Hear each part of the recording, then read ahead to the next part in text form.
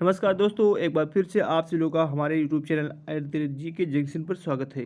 दोस्तों, आज मैं आप लोगों के लिए टॉप 50 क्वेश्चंस कराने वाला हूं, जो कि इतिहास से संबंधित हैं और आगे आने वाली आपके सारे एग्जाम्स के लिए अत्यंत ही महत्वपूर्ण और उपयोगी हैं। चलिए शुरू करते हैं क्वेश्चन नंबर 1 की तरफ। इतिहास के आरंभिक काल को क्या कहा जाता है? सही आंसर होगा पूरा पाषाण काल। किस काल में पत्थर के औजार सबसे पहले पाए गए? क्वेश्चन नंबर 2 देखिए यहाँ पे। सही आंसर होगा पूरा पाषाण काल। कौन सी सभ्यता अपने नगर नियोजन के लिए प्रसिद्ध थी? सही आंसर है सिंधु घाटी सभ्यता, जो कि अपने नगर नियोजन के लिए प्रसिद्ध थी। क्वेश्चन नंबर 4, सिंधु घाटी सभ्यता का कौन सा स्थान सिंधु नदी के किनारे स्थित था? तो सिंधु नदी के किनारे कौन था? मोहनजोदड़ो। मोहनजोदड़ो का स्थानीय नाम क्या था? सही आंसर होगा मृतकों का टीला। विशाल स्नानागार कहाँ मिला था? सही आंसर है मोहनजोदड़ो। देवी माता की पूजा किससे संबंधित थी? सही आंसर है सिंधु घाटी सभ्यता के साथ। लोथल नामक स्थान पर किस सभ्यता का जहाजी महाल घाट था? सही आंसर है सिंधु घाटी। सिंधु घाटी सभ्यता में कालीबंगा किसके लिए प्रसिद्ध था? सही आंसर है मिट्टी के पात्र यानी मिट्टी के बर्तन के लिए कालीबंगा बहुत प्रसिद्ध था। क्वेश्चन नंबर 10 देखिए, वैदिक आर्यों का प्रमुख भोजन क्या था? सही आंसर दूध और इसके उत्पाद। वैदिक लोगों द्वारा किस धातु का प्रयोग पहले किया गया था? सही आंसर तांबा धातु का प्रयोग वैदिक लोगों द्वारा किया गया था। क्वेश्चन नंबर 12 देखिए, यहाँ पे बहुत इंपॉर्टेंट है, कई बार पेपर में पूछा भी गया है। किन 3 वेदों को संयुक्त रूप से वेद त्रयी कहा गया? तो आंसर होगा ऋग्वेद, सामवेद और यजुर्वेद। इसमें अथर्ववेद नहीं है। अगर पूछ लिया वेद त्रयी किसे कहते हैं, तो ये केवल 3 हैं जिनको वेद त्रयी कहा जाता है। अगला क्वेश्चन, आर्य पूर्वों के साथ अपने संघर्षों में सफल है, क्यों? क्योंकि उन्होंने घोड़ा द्वारा चलाए जा रहे रथा का प्रयोग किया था। क्वेश्चन नंबर 14 देख लीजिए, बहुत ही इंपॉर्टेंट है। ऋग्वैदिक आर्य पशुचारी लोग थे, यह इस तथ्य से पुष्ट होता है। ऋग्वैदिक में गाय के अनेक संदर्भ हैं। अधिकांश युद्ध गायों के लिए लड़े गए थे। पुरोहितों को दिए जाने वाला उपहार प्रायः गायें होती थी, न कि जमीन। आर्यन जनजातियों की प्राचीनतम बस्ती कहाँ है? बहुत इंपॉर्टेंट क्वेश्चन है। सही आंसर है सप्त सिंधु। राज्याभिषेक समारोह का विवरण किसमें किया गया है? सही आंसर होगा ऐतरेय ब्राह्मण में। प्रसिद्ध गायत्री मंत्र कहाँ से लिया गया है? ऋग्वेद से। बहुत इंपॉर्टेंट क्वेश्चन, कई बार रिपीट हो चुका है। क्वेश्चन नंबर 18 देखिए, किस विदुषी ने वाद विवाद में अजेय याज्ञवल्क्य को चुनौती दी थी? सही आंसर है गार्गी। गौतम बुद्ध का जन्म स्थान किसके द्वारा अंकित किया जाता है?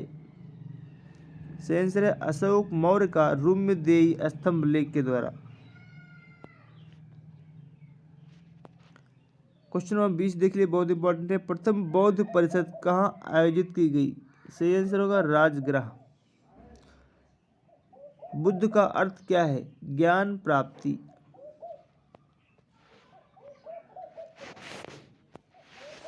क्वेश्चन नंबर 22 देख लीजिए, बौद्ध धर्म ने समाज के 2 वर्गों को अपने साथ जोड़कर एक महत्वपूर्ण प्रभाव छोड़ा। ये वर्ग थे स्त्रियां एवं शूद्र। बौद्ध धर्म किन मतों पर विश्वास करता है?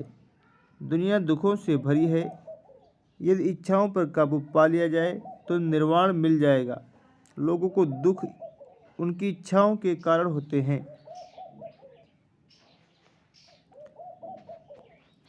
प्रारंभिक बौद्ध धर्म ग्रंथों की रचना किसमें की गई? सही आंसर है पाली भाषा में।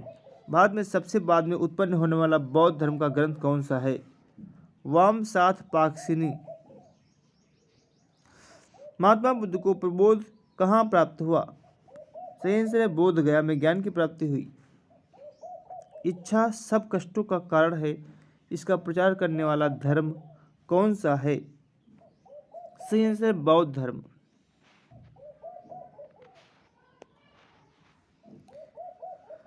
महावीर कौन थे? महावीर स्वामी जो है 24वें तीर्थकर थे। जैन धर्म का पहला तीर्थकर किसे माना जाता है? ऋषभदेव। सही आंसर होगा। जैन साहित्य को क्या कहते हैं? जैन साहित्य को यहाँ पे गलत लिखा हुआ है, आगम कहते हैं। दक्षिण भारत में प्रसिद्ध जैन केंद्र स्थित है श्रवण बेलगोला, जो कि कर्नाटक में है। प्राचीन भारत के क्षमा जाएंगे। क्वेश्चन नंबर बढ़ते हैं हम लोग 31 के बाद 32 की ओर। भारत में सबसे पुराना लौह युग जुड़ा हुआ है चित्रित धूसर मृदभांडों के साथ। मगध के उत्थान के लिए कौन सा प्रथम शासक उत्तरदायी था? तो मगध के उत्थान के लिए पहला शासक था वो था बिंबसार।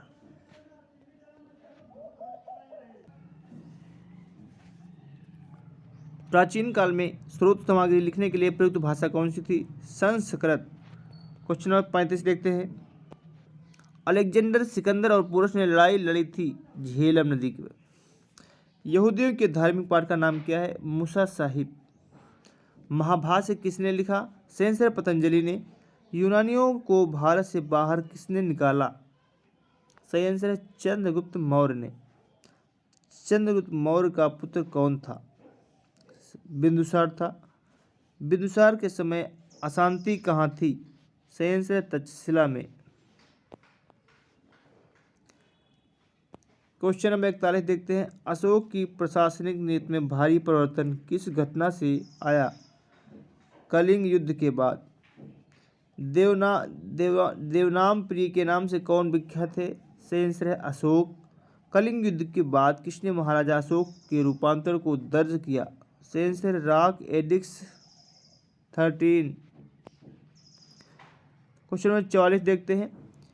चंद्रगुप्त मौर्य के दरबार में भेजा गया यूनानी राजदूत कौन था? सही आंसर है मेगास्थनीज। कई बार रिपीट हुआ है कि चंद्रगुप्त दरबार में कौन आया था, तो सही आंसर है मेगास्थनीज।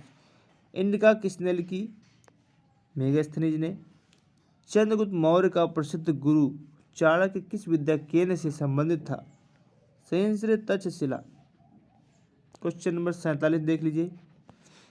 अर्थशास्त्र के लेखक किसके समकालीन थे? सही आंसर है चंद्रगुप्त मौर्य। अशोक के शिलालेख किस लिपि में लिखे खुदे हुए थे? सही आंसर ब्राह्मी। Question number 49। किस प्रसिद्ध शासक को शिलालेखों का जनक कहा जाता है? सही आंसर है अशोक।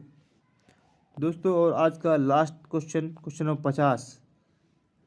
मौर्य वंश के शासन के दौरान स्थानिक कौन था? सही आंसर है जिला प्रशासक। तो दोस्तों मैं इतिहास के टॉप 50 क्वेश्चन करा चुका हूँ और इसकी अगली सीरीज कल सुबह 9 बजे के आसपास आएगी।